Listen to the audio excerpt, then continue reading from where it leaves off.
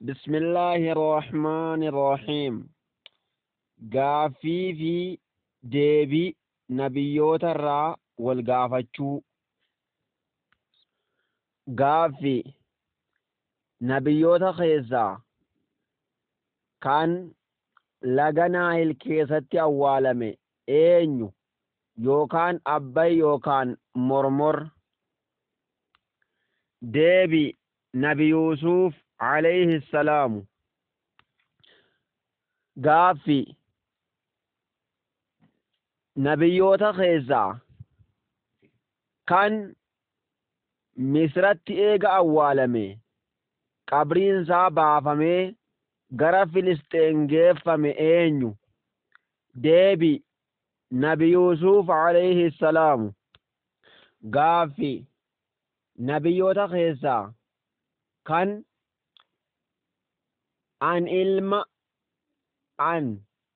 ilma jara lamaan nama qaqqalaniitii kan jee eenyu? Deebii nabi Muhammad alayhi salaatu wassalaam. Gaaffii nabiyyoota keessaa kan guyyaa tokko furee guyyaa tokko soomanu eenyu? Deebii nabi Daawud alayhi salaam. Gaaffii nabiyyoota keessaa kan guyyaa isniinaa yookaan wiixataa fi khamisa soomanu eenyu? Deebii nabi Muhammad alayhi salaatu wassalaam. Gaaffii nabiyyoota keessaa kan haasaa yookaan dubbii dubbachuurraa guyyaa 3 soomane eenyu? Deebii nabi Zakariyaa nagayaa fi rahmanni isarratti jiraatu. Gaaffii Maryamaa haadha Isaatiif kan of qabee guddise eenyu? Deebii nabi Zakariyaa alayhi salaatu wassalaam. Gaaffii Rabbiin nabiyyallaahi Idriis maaliin ibse amala isaa? Deebii obsa qabaachuu, dhugaa dubbachuu, darajaa gurguddoo qabaachuu. Gaaffii suuraan nabiyyallaahi Idriisiin dubbattu suuraa kami? Deebii suuratu Maryamii fi Ambiyaa'i. Gaaffii nabiyyoowwan maqaa isaaniitiin Qur'aana keessatti dubbataman nama meeqa? Isaanoo eenyuu fi eenyu? Deebii nabiyyoota 25. Isaanis nabi Aadam, nabi Nuux, nabi Idriis, Saalix, Huud, Ibraahiim, Ismaaciil, Luut, Isxaaq, Yacquub, Yuusuf, Shucayb, Ayyuub, Haaruun, Muusaa, Dulkifli, Daawud, Suleymaan, Alyasaa, Ilyaas, Zakariyaa, Yaxyaa, Ciisaa, Muhammad. Hunda isaaniituu nagaa fi rahmanni rabbii isaan irratti haa jiraatu. Gaaffii nabiyyallaahi Nuux alayhi salaamu ummata isaa gara cibaadaatti yookaa gara tooxiidaatti yaamuu keessatti waggaa meeqa yaaminsarra turee? Waggaa meeqa ummata isaa yaamee gara tooxiidaatti? Deebii waggaa 950. Gaaffii jalqabni ergoowwanii eenyu? Kan dura ergame rusultoota irraa yookaan ergamtoota irraa eenyu? Deebii nabi Nuux alayhi salaam. Gaaffii nabiyyoowwan 2 ka Rabbiin hortee isaan lamaanii keessatti nabiyyoota godhe eenyu? Deebii nabi Nuuxii fi nabi Ibraahiimi. Nagayaa rahmanni rabbii isaan irratti haa jiraatu. Gaaffii aaskaa yookaa aalii nabiyallaahi nuuhii rabbiin nagaya baase bishaaniin nyaatamuurraa nama lama malee isaanis eenyuu fi eenyu deebii warra isaatii fi ilma isaa Kana'aan yookaa Yaam kan jedhamu malee. Gaaffi nabiyyoota lama warri yookaa'u jaartiin isaan lamaanii kaafirtoota turan. Isaanoo eenyu deebii jaartii nabi Nuuxii fi jaartii nabi Luuxii kaafira turanii isaan lamaan nabiyyiidha. Gaaffi nabiyyoota keessaa ka Rabbiin Qur'aana keessatti dhugaa dubbata jedhee ibse eenyu deebii nabi Yuusuf Siddiiq jedhee ibse. Gaaffi nabiyyoota keessaa ka Rabbiin dubbate eenyu zaahiraan deebii nabi Muusaa alayhi salaam. Gaaffi gorsaa nabiyyootaa jedhamee kan beekamu eenyu ka ummata isaa gorsaa ture deebii Shu'ayb alayhi salaamu. Gaaffi nabiyyoota keessaa jaalallee rabbii ka jedhamee beekamu eenyu deebii nabi Ibraahim alayhi salaam. Gaaffi nabiyyoota keessaa ruuxee rabbiin uummate jedhamee kan beekamu eenyu Rawxullah deebii Ciisaa alayhi salaam. Gaaffi nabiyyoota keessaa saahiba qurxummii jedhamee kan beekamu eenyu deebii nabi Yuunus alayhi salaam. Gaaffi nabiyyoota keessaa kan mootii ta'ee ture eenyu deebii nabi Suleymaan alayhi salaam. Gaaffi nabiyyoota keessaa kan gooftaa ummata duraatii fi boodaa kan ta'e eenyu sayyidii deebii nabi Muhammad alayhi salaatu wassalaamu. Gaaffi nabiyyiin masiix jedhamee beekamu eenyu deebii nabi Ciisaa alayhi salaam. Gaaffi laqabni nabiyyallaahi Yaaqub yookaa qoosaan isaadhaa maal ture deebii Israa'iil. Gaaffi nabiyyoota keessaa ka Rabbiin doonii yookaa markaba tolchiin jedhe eenyu deebii nabiyyallaahi Nuux alayhi salaam. Gaaffi gosti qixaaxa azaaba Rabbiin ummata nabiyyallaahi Nuuhii ittiin qixaaxe maali deebii bishaaniin halaake yookaa'u qixaaxe bishaaniin garraqe.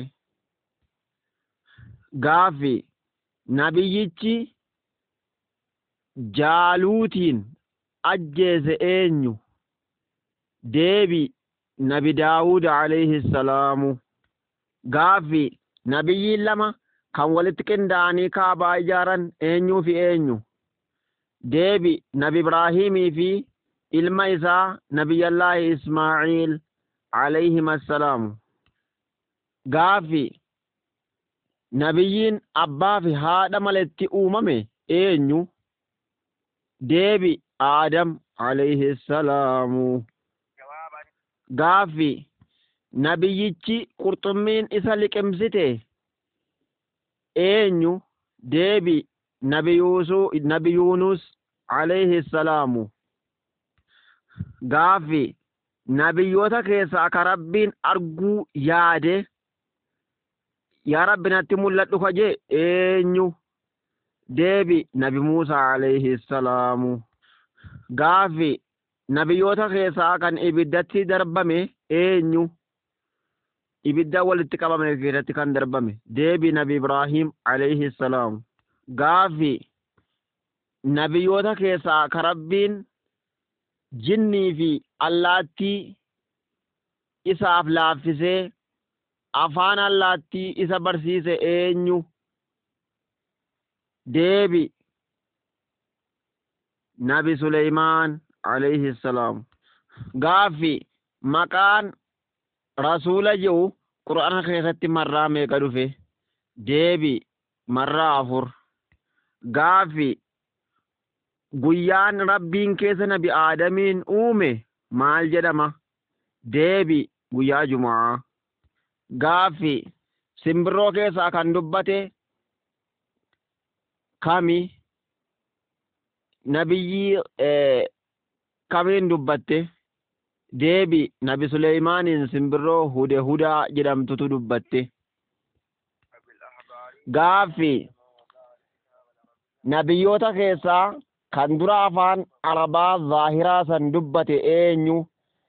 Deebi Nabi Ismaa'iil alayhi salaamu.